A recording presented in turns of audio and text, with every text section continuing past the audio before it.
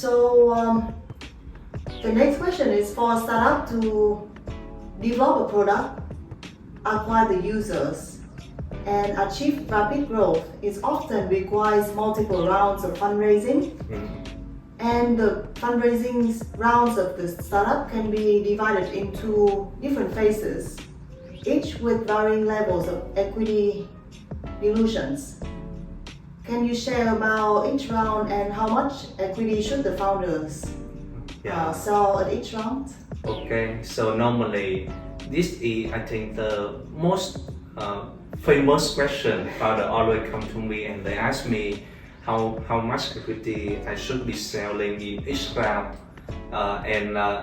In the podcast, I will share the step by step in each round, not only in the growth stage.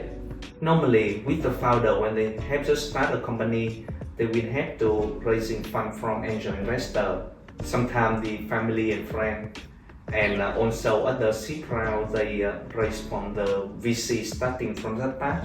Normally, the founder should sell around 20 to 25% of the part. A lot of case in that situation, some of the founders they sell to around 30%. That's starting a little bit much of the equity.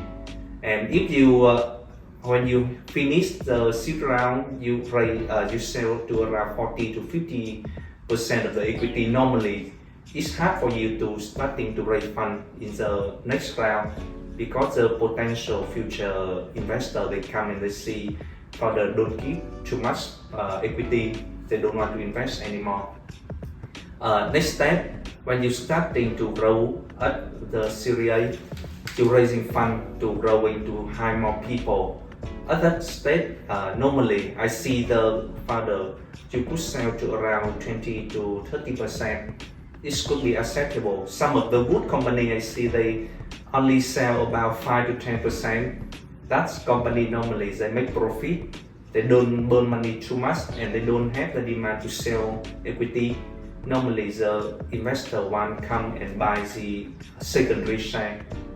At the Series B, normally now the startup become quite, I can call quite sexy with the investor because now you have the team, you have the revenue model, everything ready. And at that time, the investor come to you.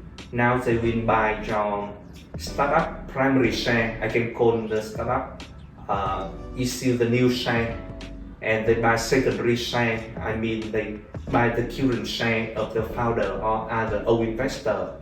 And the time at the Series B round, normally the founder could be exceed a little bit money, or the angel investor or seed investor they starting to exceed all at that round. And from the Series B, normally they sell.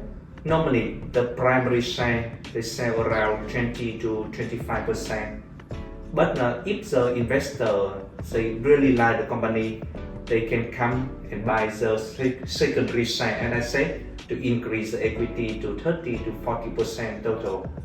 And from Series C, D, E, normally that's the game of different stage. At that time you grow very big. You have other investors come to work with you. They buy a little bit share to starting help you go to IPO. That's a different story.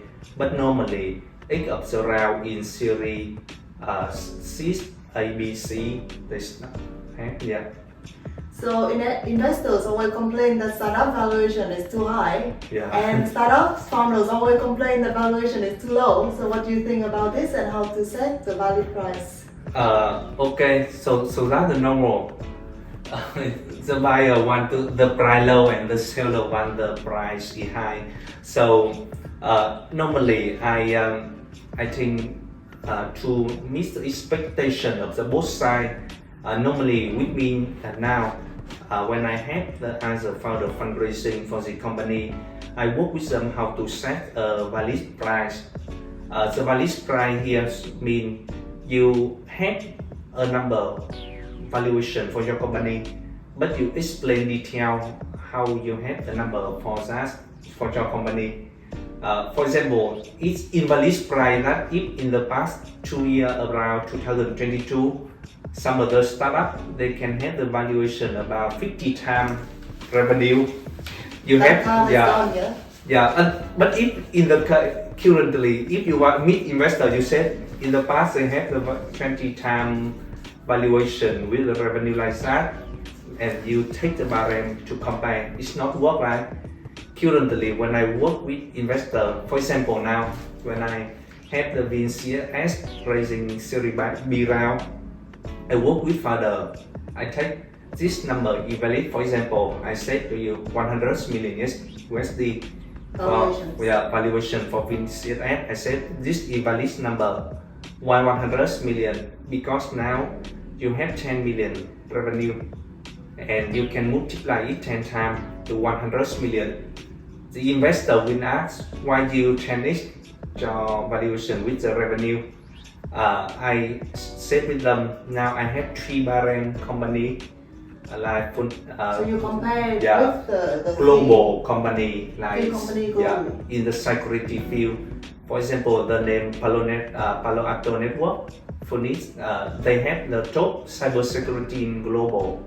They also the listing company in stock exchange, and now in 2023, the valuation is 10x the revenue on the stock exchange. And when I work with investor, I will explain to them now they are growing year over year revenue 20%. But with my company, we are growing 200% revenue each year. So at least we set the valuation in 10x is very valid, yeah, very fair.